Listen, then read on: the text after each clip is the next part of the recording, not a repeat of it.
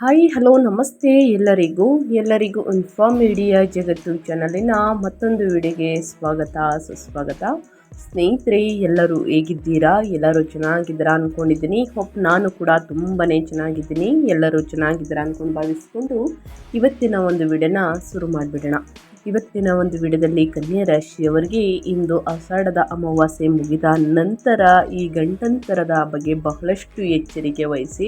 ಯಾಕಂದರೆ ಸ್ನೇಹಿತರೆ, ಸಣ್ಣ ಪುಟ್ಟ ವಿಷಯದ ಬಗ್ಗೆ ಎಚ್ಚರಿಕೆ ವಹಿಸಿ ಅಂತ ತಿಳಿಸ್ತಾ ಇರ್ತೀನಿ.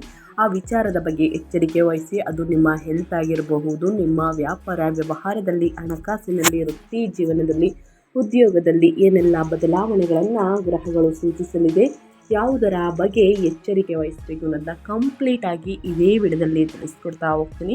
ಇದನ್ನೆಲ್ಲ ತಿಳ್ಕೋಬೇಕು, ಸಣ್ಣ ಪುಟ್ಟ ಪರಿಹಾರಗಳನ್ನೆಲ್ಲ ಫಾಲೋಅಪ್ ಮಾಡಬೇಕು ಅಂದರೆ ಎಲ್ಲರೂ ಕೂಡ ವಿಡಿಯೋನ ಸ್ಕಿಪ್ ಮಾಡಬಾರ್ದು. ಅಂದರೆ ವಿಡಿಯೋನ ಕಟ್ ಮಾಡಿ ಓಡಿಸ್ಕೊಂಡೋಗಿ ನೋಡ್ತೀರಾ, ಇದು ಫುಲ್ ಇನ್ಫಾರ್ಮೇಷನ್ ಅರ್ಥ ಆಗಲ್ಲ. ಸೊ ಹಾಗಾಗಿ ಎಲ್ಲ ವಿಡಿಯೋದಲ್ಲೂ ತಿಳಿಸ್ತಾ ಇರ್ತೀನಿ. ಮೊದಲಿಂದ ಕೊನೆ ತನಕ ಸಂಪೂರ್ಣವಾಗಿ ವಿಡಿಯೋವನ್ನು ವಾಚ್ ಮಾಡಿ. ವಿಡಿಯೋದಲ್ಲಿ ಒಳ್ಳೆಯ ಮಾಹಿತಿ ಸಿಕ್ಕಿದ್ದಲ್ಲಿ ದಯವಿಟ್ಟು ವಿಡಿಯೋಗೆ ಲೈಕ್ ಮಾಡೋದನ್ನ ಮರೆತಿದ್ರೆ ಲೈಕ್ ಮಾಡಿ. ಇನ್ನೂ ನನ್ನ ಚಾನಲ್ನ ಸಬ್ಸ್ಕ್ರೈಬ್ ಮಾಡ್ಕೊಂಡಿಲ್ಲ ಅಂದರೆ ಇನ್ಫಾರ್ಮ್ ಮೀಡಿಯಾಗೆ ಸಬ್ಸ್ಕ್ರೈಬ್ ಆಗಿ ನಿಮ್ಮ ಅಭಿಪ್ರಾಯಗಳನ್ನು ಕಮೆಂಟ್ ಬಾಕ್ಸಲ್ಲಿ ತಿಳಿಸಬಹುದು. ಯಾರೆಲ್ಲ ಸಬ್ಸ್ಕ್ರೈಬ್ ಮಾಡಿಕೊಂಡು ಪ್ರತಿನಿತ್ಯ ವಿಡಿಯೋ ವಾಚ್ ಮಾಡ್ತಿದ್ದೀರಾ ಅಂಥವರಿಗೆ ಥ್ಯಾಂಕ್ ಯು ಸೋ ಮಚ್ ಅಂತ ಹೇಳ್ತಾ ವಿಡಿಯೋ ಕಡೆ ಗಮನ ಕೊಟ್ಬಿಡೋಣ. ಸ್ನೇಹಿತರೆ, ಮಂಗಳ 9ನೇ ಮನೆಯನ್ನು ಸಕ್ರಿಯಗೊಳಿಸುತ್ತದೆ. ವೃಷಭ ರಾಶಿಯಲ್ಲಿ ಮಂಗಳನು ಅದೃಷ್ಟ, ತಂದೆ, ಗುರುಗಳು, ಧರ್ಮ ಮತ್ತು ದೀರ್ಘ ಪ್ರಯಾಣಗಳಿಗೆ ಶಕ್ತಿಯನ್ನು ತರುತ್ತಾನೆ. ಆದರೆ ಅದಕ್ಕೆ ತಾಳ್ಮೆ ಮತ್ತು ಎಚ್ಚರಿಕೆಯ ಮಾತು ಕೂಡ ಬೇಕಾಗುತ್ತದೆ. ಇನ್ನು 7ನೇ ಮನೆಯನ್ನು ಶನಿ ಪರೀಕ್ಷಿಸುತ್ತಾನೆ. ಮೀನರಾಶಿಯಲ್ಲಿ ಶನಿಯು ಮದುವೆ, ಪಾಲುದಾರಿಕೆ ಮತ್ತು ಸಾರ್ವಜನಿಕ ವ್ಯವಹಾರಗಳಿಗೆ ಸಂಬಂಧಿಸಿದ ವಿಷಯಗಳಲ್ಲಿ ಶಿಸ್ತನ್ನು ಕೇಳುತ್ತಾನೆ. ನಿರಂತರ ಪ್ರಯತ್ನದ ಮೂಲಕ ನಿಧಾನಗತಿಯ ಪ್ರಗತಿ ಇನ್ನೂ ಸಾಧ್ಯ. 12ನೇ ಮನೆಯ ಮೇಲೆ ಕೇತುವಿನ ಪ್ರಭಾವ ಬೀರುತ್ತದೆ. ಸಿಂಹ ರಾಶಿಯಲ್ಲಿರುವಂತಹ ಕೇತು ಖರ್ಚುಗಳು, ವಿದೇಶಿ ಸಂಪರ್ಕಗಳು, ನಿದ್ರೆ, ಪ್ರತ್ಯೇಕತೆ ಮತ್ತು ಆಧ್ಯಾತ್ಮಿಕ ಹಿಂತೆಗೆದುಕೊಳ್ಳುವಿಕೆಯಲ್ಲಿ ನಿಲ್ಪತ್ಯ ಅಥವಾ ಅನಿಶ್ಚಿತತೆಯನ್ನು ಉಂಟು ಮಾಡಬಹುದು. ಆಧ್ಯಾತ್ಮಿಕ ಅಭ್ಯಾಸದ ಮತ್ತು ಶಾಂತ ನಿರ್ಧಾರಗಳು ಸಹಾಯವನ್ನು ಮಾಡಲಿದೆ. ಇನ್ನು ಕಟಕ ರಾಶಿಯಲ್ಲಿ ಗುರುವಿನ ಸಂಚಾರ ಕಾಣಲಿದೆ. ಸ್ನೇಹಿತರೆ, 11ನೇ ಮನೆಯನ್ನು ಬೆಂಬಲಿಸುತ್ತಾನೆ. ಕಟಕ ರಾಶಿಯಲ್ಲಿ ಗುರುವು ಲಾಭಗಳು, ಜಾಲಗಳು, ಅಣ್ಣ ತಮ್ಮಂದಿರು ಮತ್ತು ಆಸೆಗಳನ್ನು ಈಡೇರಿಸುವುದನ್ನು ಬಲಪಡಿಸುತ್ತದೆ. ಇದು ಜುಲೈ 2026ರ ಪ್ರಮುಖ ರಕ್ಷಣಾತ್ಮಕ ಅಂಶವಾಗುತ್ತದೆ ಅಂತಲೇ ಹೇಳಬಹುದು. ಇನ್ನು ಜುಲೈ 2026ರ ಕನ್ಯಾ ರಾಶಿಯವರಿಗೆ ಪ್ರಾಯೋಗಿಕ ಮತ್ತು ಪರಿವರ್ತನಾಶೀಲ ತಿಂಗಳು. 11ನೇ ಮನೆಯಲ್ಲಿ ಗುರುಗ್ರಹದಿಂದ ಬಲವಾದ ಬೆಂಬಲ ಸಿಗುತ್ತದೆ. ಈ ಅಮಾವಾಸ್ಯೆ ಮುಗಿದ ನಂತರ ಇದು ಲಾಭಗಳು, ಜಾಲಗಳು, ಹಿರಿಯ ಸಹೋದರರು ಮತ್ತು ಆಸೆಗಳನ್ನು ಈಡೇರಿಸುವಂತಹ ವಿಷಯಗಳಲ್ಲಿ ಸುಧಾರಣೆ ತರುತ್ತದೆ. ಅದೇ ಸಮಯದಲ್ಲಿ 9ನೇ ಮನೆಯಲ್ಲಿ ಮಂಗಳವು ಸ್ನೇಹಿತರೆ ನಿಮ್ಮನ್ನು ಸಕ್ರಿಯ, ನೇರ ಮತ್ತು ಕೆಲವೊಮ್ಮೆ ತಾಳ್ಮೆ ಇಲ್ಲದವರನ್ನಾಗಿ ಮಾಡುತ್ತದೆ. 7ನೇ ಮನೆಯಲ್ಲಿ ಶನಿಯ ಆತುರದ ನಿರ್ಧಾರಗಳಿಗಿಂತ ನಿಧಾನ ಮತ್ತು ಸ್ಥಿರವಾದ ಕೆಲಸ ಉತ್ತಮ ಎಂದು ನಿಮಗೆ ನೆನಪಿಸುತ್ತದೆ. ಆದಷ್ಟು ಈ ತಿಂಗಳು ಪ್ರಗತಿಯನ್ನು ನೀಡಬಹುದು, ಆದರೆ ನೀವು ಧೈರ್ಯ ಮತ್ತು ತಾಳ್ಮೆಯನ್ನು ಸಂಯೋಜಿಸಿದಾಗ ಮಾತ್ರ ಫಲಿತಾಂಶಗಳು ಸ್ಥಿರವಾಗಿರುತ್ತವೆ. ಗ್ರಹಗಳ ಸಂಚಾರ ಮತ್ತು ಗ್ರಹಗಳ ಸ್ಥಾನ ಬದಲಾವಣೆಯಿಂದ ಒಂದಲ್ಲ ಒಂದು ರೀತಿಯಲ್ಲಿ ಅದೃಷ್ಟ, ಒಂದಲ್ಲ ಒಂದು ರೀತಿಯಲ್ಲಿ ಸಮಸ್ಯೆಗಳು ಎದುರಾಗಲಿದೆ.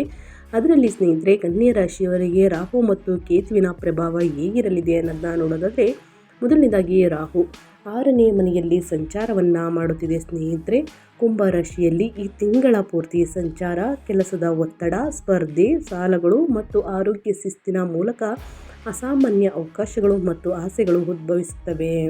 ಇನ್ನು ಕೇತು 12ನೇ ಮನೆಯಲ್ಲಿ ಸಂಚಾರ ಸಿಂಹ ರಾಶಿಯಲ್ಲಿ ಈ ತಿಂಗಳ ಪೂರ್ತಿ ಖರ್ಚುಗಳು, ವಿದೇಶಿ ಸಂಪರ್ಕಗಳು, ನಿದ್ರೆ, ಪ್ರತ್ಯೇಕತೆ ಮತ್ತು ಆಧ್ಯಾತ್ಮಿಕ ಹಿಂತೆಗೆದುಕೊಳ್ಳುವಿಕೆಯಲ್ಲಿ ನಿಲ್ಪತ್ತೆ ಅಥವಾ ಅನಿಶ್ಚಿತತೆಯನ್ನು ಅನುಭವಿಸಬಹುದು. ಇದು ಗ್ರಹಗಳ ಸಂಚಾರ ಮತ್ತು ಗ್ರಹಗಳ ಸ್ಥಾನ ಬದಲಾವಣೆಯಿಂದ ಕನ್ಯಾ ರಾಶಿಯವರಿಗೆ ಕೇತುವಿನ ಪ್ರಭಾವ ಮತ್ತು ರಾಹುವಿನ ಪ್ರಭಾವವನ್ನು ತಿಳಿಸ್ಕೊಟ್ಟಿದ್ದೀನಿ. ಆ ರೀತಿ ಸ್ನೇಹಿತರೆ, ಇನ್ನು ವೃತ್ತಿ ಜೀವನ ಮತ್ತು ಉದ್ಯೋಗದ ಬಗ್ಗೆ ಹೇಳೋದಾದರೆ ಏನೆಲ್ಲ ಬದಲಾವಣೆಯನ್ನು ಗ್ರಹಗಳು ಸೂಚಿಸಲಿದೆ ಅಂದರೆ, ಜಾಲಗಳು, ತಂಡಗಳು ಮತ್ತು ಹಿರಿಯರ ಮೂಲಕ ಲಾಭವಾಗುವಂತಹ ಸಾಧ್ಯತೆ ಇದೆ. ವೃತ್ತಿಪರ ಗುರಿಗಳನ್ನು ಪೂರೈಸಲು ಇದು ಉತ್ತಮ ಸ್ಥಳವಾಗಿದೆ. ತಿಂಗಳ ದ್ವಿತೀಯಾರ್ಧವು ಹೆಚ್ಚು ನಿರ್ಣಾಯಕವಾಗುತ್ತದೆ. ಏಕೆಂದರೆ ಸೂರ್ಯನು ಕರ್ಕ ರಾಶಿಯಲ್ಲಿ ಉತ್ತುಂಗದಲ್ಲಿರುವಂತಹ ಗುರುವಿನ ಜೊತೆ ಸೇರುತ್ತಾರೆ. ಕನ್ಯಾ ರಾಶಿಯವರಿಗೆ ಇದು 11ನೇ ಮನೆಯನ್ನು ಸಕ್ರಿಯಗೊಳಿಸುತ್ತದೆ.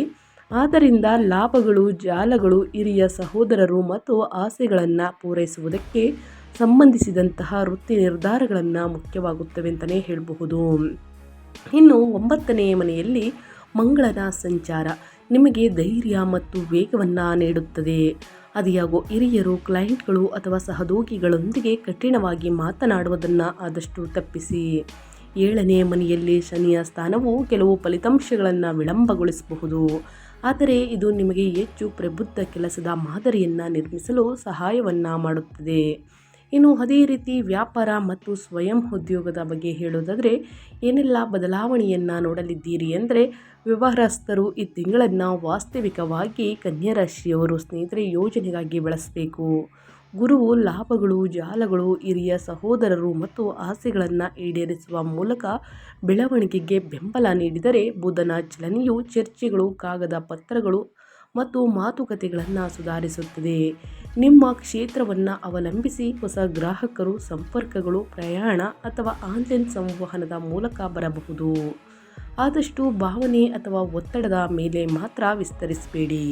ಮಂಗಳವು ನಿಮಗೆ ಆತ್ಮವಿಶ್ವಾಸವನ್ನು ನೀಡಬಹುದು, ಆದರೆ ಶನಿಯು ದಾಸ್ತಾವೇಜೀಕರಣ, ಬಜೆಟ್ ನಿಯಂತ್ರಣ ಮತ್ತು ತಾಳ್ಮೆಯನ್ನು ಕೇಳುತ್ತದೆ.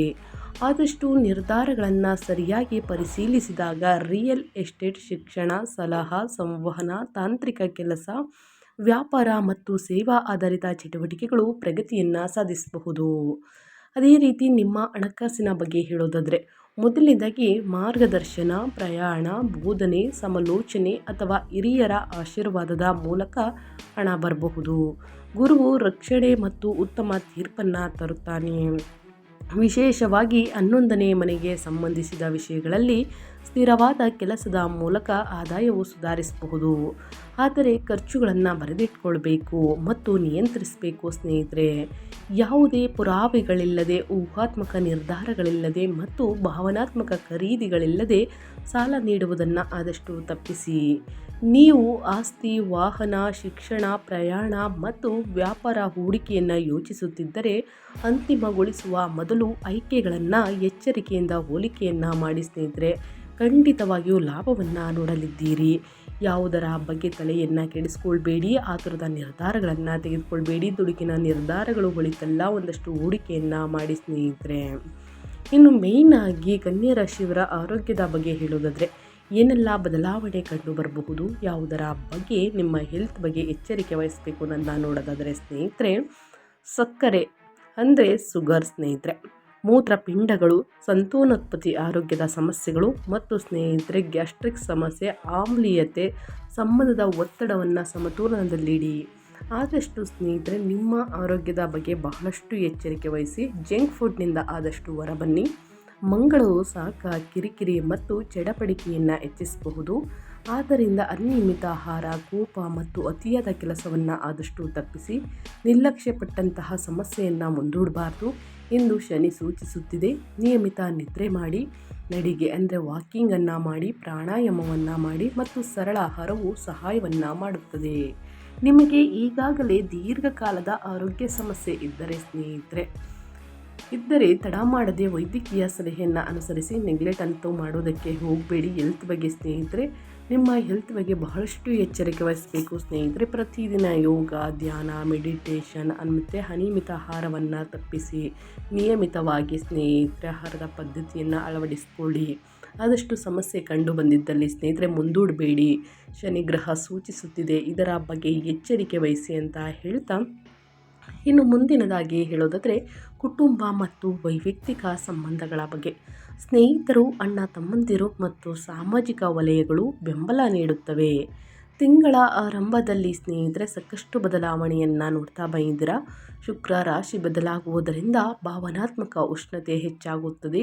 ಆದರೆ 12ನೇ ಮನೆಯಲ್ಲಿ ಕೇತು ಖರ್ಚುಗಳು, ವಿದೇಶಿ ಸಂಪರ್ಕಗಳು, ನಿದ್ರೆ, ಪ್ರತ್ಯೇಕತೆ ಮತ್ತು ಆಧ್ಯಾತ್ಮಿಕ ಹಿಂತೆಗೆದುಕೊಳ್ಳುವಿಕೆಗೆ ಸಂಬಂಧಿಸಿದ ವಿಷಯಗಳಲ್ಲಿ ದೂರ ಅಥವಾ ಗೊಂದಲವನ್ನು ಉಂಟು ಮಾಡಬಹುದು. ಆದಷ್ಟು ಮೃದುವಾಗಿ ಮಾತನಾಡಿ.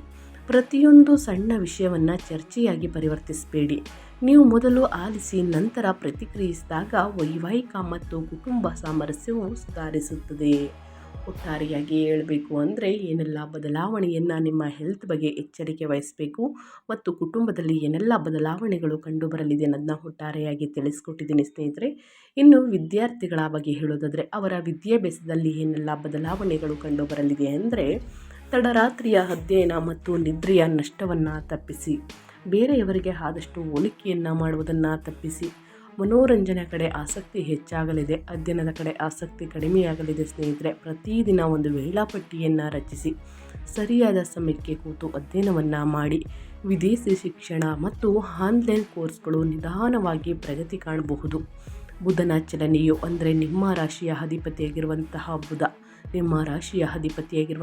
ಬುಧನ ಚಲನೆಯು ಪರಿಷ್ಕರಣೆ, ಚರ್ಚೆ ಮತ್ತು ಲಿಖಿತ ಅಭ್ಯಾಸದ ಮೂಲಕ ಕಲಿಕೆಗೆ ಸಹಾಯವನ್ನು ಮಾಡುತ್ತದೆ. ಸ್ಪರ್ಧಾತ್ಮಕ ಪರೀಕ್ಷೆಗಳಿಗೆ ತಯಾರಿಯನ್ನು ನಡೆಸುವಂತಹ ವಿದ್ಯಾರ್ಥಿಗಳು ನಿಗದಿತ ವೇಳಾಪಟ್ಟಿಯನ್ನು ಕಾಯ್ದುಕೊಳ್ಬೇಕು. ಇತರರೊಂದಿಗೆ ಹೋಲಿಕೆ ಮಾಡುವುದನ್ನು ತಪ್ಪಿಸಿ ಒಂದೊಂದೇ ವಿಷಯವನ್ನು ಪೂರ್ಣಗೊಳಿಸುವತ್ತ ಗಮನ ಹರಿಸಿ. ಶಿಕ್ಷಕರು, ಹಿರಿಯರು ಅಥವಾ ಮಾರ್ಗದರ್ಶಕರ ಮಾರ್ಗದರ್ಶನ ಈ ತಿಂಗಳು ತುಂಬ ಉಪಯುಕ್ತವಾಗಬಹುದು ಸ್ನೇಹಿತರೆ. ಏನೆಲ್ಲ ಬದಲಾವಣೆಯನ್ನು ನೋಡಲಿದ್ದೀರಿ, ಯಾವುದರ ಬಗ್ಗೆ ಎಚ್ಚರಿಕೆ ವಹಿಸಬೇಕು, ಕನ್ಯಾ ರಾಶಿಯವರು ಅನ್ನೋದನ್ನ ಕಂಪ್ಲೀಟಾಗಿ ತಿಳಿಸ್ಕೊಟ್ಟಿದ್ದೀನಿ. ಅದು ನಿಮ್ಮ ವ್ಯಾಪಾರದಲ್ಲಿ, ವ್ಯವಹಾರದಲ್ಲಿ, ಹಣಕಾಸಿನಲ್ಲಿ, ವೃತ್ತಿ ಜೀವನದಲ್ಲಿ, ಉದ್ಯೋಗದಲ್ಲಿ ನಿಮ್ಮ ಹೆಲ್ತ್ ಬಗ್ಗೆ ಬಹಳಷ್ಟು ಎಚ್ಚರಿಕೆ ವಹಿಸಿ ಅಂತ ಹೇಳ್ತಾ ಒಂದು 3 ಕ್ವಶನ್ನ ಕೇಳಿದ್ದೀರಾ, ಆನ್ಸರ್ ಮಾಡಿಬಿಡ್ತೀನಿ ಸ್ನೇಹಿತರೆ. ಕನ್ಯಾ ರಾಶಿಯವರಿಗೆ ಜುಲೈ 2026 ಹೇಗಿರಲಿದೆ ಅಂದರೆ ಮಿಶ್ರ ಫಲಿತಾಂಶವನ್ನು ನೋಡಲಿದ್ದೀರಿ. ನೀವು ವಿಡಿಯೋವನ್ನು ಸಂಪೂರ್ಣವಾಗಿ ವಾಚ್ ಮಾಡಿದಾಗ ಸ್ನೇಹಿತರೆ, ನೋಡಿದಾಗ ನಿಮಗೆ ಒಳ್ಳೆಯ ಮಾಹಿತಿ ಸಿಗಲಿದೆ ಅಂದ್ಕೊಂಡಿದ್ದೀನಿ ಸ್ನೇಹಿತರೆ. ಆದಷ್ಟು ಮಿಶ್ರ ಫಲಿತಾಂಶವನ್ನು ನೋಡಲಿದ್ದೀರಿ. ವ್ಯಾಪಾರ ವ್ಯವಹಾರದಲ್ಲಿ ಅಭಿವೃದ್ಧಿಯನ್ನು ನೋಡಲಿದ್ದೀರಿ. ದುಡುಕಿನ ನಿರ್ಧಾರಗಳು ಒಳಿತಲ್ಲ ಎಂದು ಕನ್ಯಾ ರಾಶಿಯವರಿಗೆ ಒಂದು ಒಳಿತು ಮಾತನ್ನು ತಿಳಿಸಿದ್ದೀನಿ.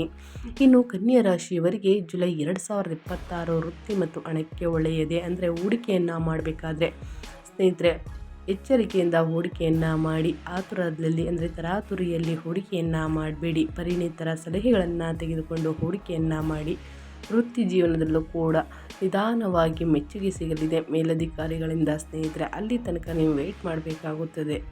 ಇನ್ನು ಜುಲೈ 2026ರಲ್ಲಿ ಕನ್ಯಾ ರಾಶಿಯವರು ಯಾವ ಬಗ್ಗೆ ಮುನ್ನೆಚ್ಚರಿಕೆಗಳನ್ನು ಅನುಸರಿಸಬೇಕು ಅಂದರೆ ಮೊದಲನೇದಾಗಿ ಪ್ರತಿದಿನ ಯೋಗ ಧ್ಯಾನವನ್ನು ಮಾಡಿ, ಮೆಡಿಟೇಷನನ್ನು ಮಾಡಿ. ಅನಿಯಮಿತ ಆಹಾರದ ಪದ್ಧತಿ ಬಗ್ಗೆ ಸ್ವಲ್ಪ ಕಾಳಜಿ ವಹಿಸಿ. ನಿಯಮಿತವಾಗಿ ಆಹಾರವನ್ನು ಸೇವಿಸಿ. ಹಣ್ಣು ಹಂಪಲು ತರಕಾರಿಗಳನ್ನು ತಿನ್ನಿ. ಚೆನ್ನಾಗಿ ನಿದ್ರೆಯನ್ನು ಮಾಡಿ ಸ್ನೇಹಿತರೆ. ನಿಮ್ಮ ಹೆಲ್ತು ಬಹಳ ಮುಖ್ಯ. ಇನ್ನು ಯಾವುದೇ ಸಮಸ್ಯೆ ಕಂಡು ಬಂದಿದ್ದಲ್ಲಿ ಮುಂದೂಡಬಾರದು ಸ್ನೇಹಿತರೆ. ಗ್ರಹಗಳೇ ಸೂಚನೆಯನ್ನು ನೀಡಬೇಕಾದ್ರೆ ಮುಂದೂಡಬೇಡಿ. ತಕ್ಷಣ ವೈದ್ಯಕೀಯರನ್ನು ಭೇಟಿಯಾಗಿ ಕೊಡುವಂತಹ ಸಲಹೆಯನ್ನು ಅನುಸರಿಸಿ. ನಿಮ್ಮ ಸಮಸ್ಯೆಗಳು ಕ್ರಮೇಣವಾಗಿ ಕಡಿಮೆಯಾಗಲಿದೆ. ಇನ್ನು ಏನೆಲ್ಲ ಪರಿಹಾರವನ್ನು ಮಾಡಬೇಕು ಈ ತಿಂಗಳಲ್ಲಿ ಅನ್ನೋದನ್ನ ಕೇಳ್ತಿದ್ದೀರಾ? ಹೌದು, ಜುಲೈ 2026ರಲ್ಲಿ ಜ್ಯೋತಿಷ್ಯದ ಪರಿಹಾರಗಳನ್ನು ತಿಳಿಸ್ಕೊಡ್ತೀನಿ. ಈ ಪರಿಹಾರ ಸಣ್ಣ ಪುಟ್ಟದಾಗಿರುತ್ತದೆ, ಆದರೆ ಶಕ್ತಿಶಾಲಿಯಾದಂತಹ ಪರಿಹಾರ ಪ್ರತಿಯೊಬ್ಬರೂ ಅನುಸರಿಸಬಹುದು ಸ್ನೇಹಿತರೆ. ಹಾಗಿದ್ರೆ ಯಾವ ಪರಿಹಾರ ಅಂದರೆ ಈ ತಿಂಗಳು ಒತ್ತಡವನ್ನು ಕಡಿಮೆ ಮಾಡಲು ಮತ್ತು ಗುರು, ಶನಿ ಮತ್ತು ಇತರ ಗ್ರಹಗಳ ಅನುಕೂಲಕರ ಫಲಿತಾಂಶಗಳನ್ನು ಬಲಪಡಿಸಲು ನಾನು ಹೇಳುವಂತಹ ಸರಳ ಪರಿಹಾರವನ್ನು ಅನುಸರಿಸಿ. ಉತ್ತಮ ತೀರ್ಪು ಮತ್ತು ಸಂವಹನಕ್ಕಾಗಿ ಬುಧವಾರದಂದು ವಿಷ್ಣುವನ್ನು ಪೂಜಿಸಿ. ವಿಷ್ಣು ಸಹಸ್ರನಾಮ ಸ್ತೋತ್ರವನ್ನು ಪಠಿಸಿ ಸ್ನೇಹಿತರೆ. ಇನ್ನು ಬುಧನ ಕೃಪೆಗಾಗಿ ವಿದ್ಯಾರ್ಥಿಗಳಿಗೆ ಸ್ನೇಹಿತರೆ ಬೇಕಾಗಿರುವಂತಹ ಶೈಕ್ಷಣಿಕ ವಸ್ತುಗಳನ್ನು, ಲೇಖನಿ, ಪೆನ್ನು ಮತ್ತು ಸ್ನೇಹಿತರೆ ಬ್ಯಾಗು, ಪುಸ್ತಕಗಳನ್ನು, ಸಾಮಗ್ರಿಗಳನ್ನು ದಾನ ಮಾಡಿ.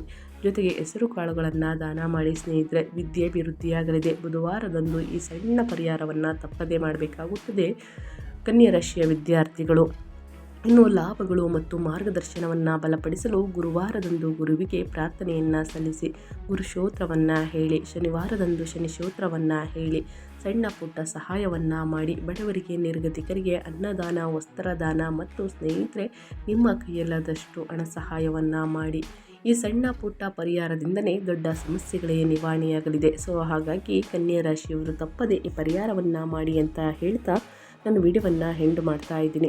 ಇವತ್ತಿನ ಒಂದು ವಿಡಿಯೋದಲ್ಲಿ ಸಂಪೂರ್ಣ ಮಾಹಿತಿ ಸಿಕ್ಕಿದ್ದಲ್ಲಿ, ಈ ವಿಡಿಯೋ ಯೂಸ್ಫುಲ್ ಅನಿಸಿದ್ದಲ್ಲಿ ವಿಡಿಯೋಗೆ ಲೈಕ್ ಮಾಡೋದನ್ನ ಮರ್ತಿದ್ರೆ ಲೈಕ್ ಮಾಡಿ. ಇನ್ನೂ ನನ್ನ ಚಾನಲ್ನ ಸಬ್ಸ್ಕ್ರೈಬ್ ಮಾಡ್ಕೊಂಡಿಲ್ಲ ಅಂದರೆ ಇನ್ಫಾರ್ಮಿಡಿಗೆ ಸಬ್ಸ್ಕ್ರೈಬ್ ಆಗಿ. ನಿಮ್ಮ ಅಭಿಪ್ರಾಯಗಳನ್ನು ಕಮೆಂಟ್ ಬಾಕ್ಸಲ್ಲಿ ತಿಳಿಸಬಹುದು. ಯಾರೆಲ್ಲ ಸಬ್ಸ್ಕ್ರೈಬ್ ಮಾಡ್ಕೊಂಡಿದ್ದೀರಾ ಅವರಿಗೆ ಥ್ಯಾಂಕ್ ಯು ಸೋ ಮಚ್ ಅಂತ ಹೇಳ್ತಾ ಓಂ ಬೂಂ ಬುಧಾಯ ನಮಃ ಎಂಬ ಮಂತ್ರವನ್ನು ಕಮೆಂಟ್ ಬಾಕ್ಸಲ್ಲಿ ಹಾಕಿ. ಬುಧ ಗ್ರಹದ ಬಲ ಗಟ್ಟಿಯಾಗಿರಲಿ ಅಂತ ಕೇಳ್ಕೊತಾ ಮತ್ತೊಂದು ವಿಡಿಯೋ ಜೊತೆ ಮತ್ತೊಂದು ಹೊಸ ಭವಿಷ್ಯದಲ್ಲಿ ಸಿಗ್ತೀನಿ. Thank you for watching. ವೀಕ್ಷಕರೇ, ನಿಮ್ಮ ಜೀವನದಲ್ಲಿ ಏನೇ ಸಕಲ ಸಮಸ್ಯೆಗಳು ಇದ್ರೂ ಕೂಡ ಸ್ಕ್ರೀನ್ ಮೇಲೆ ಕಾಣುತ್ತಿರುವಂತಹ ನಮ್ಮ ಗುರುಜಿಗಳ ನಂಬರ್ ಆದಂತಹ ಪಂಡಿತ್ ಶ್ರೀ ಶಂಕರ್ ನಾರಾಯಣ್ ಗುರುಜಿ ನಂಬರ್ಗೆ ಒಮ್ಮೆ ಕರೆ ಮಾಡಿ. ಎಲ್ಲ ಸಮಸ್ಯೆಗಳಿಗೆ ಶಾಶ್ವತ ಪರಿಹಾರವನ್ನ ಮಾಡಿಕೊಡುತ್ತಾರೆ.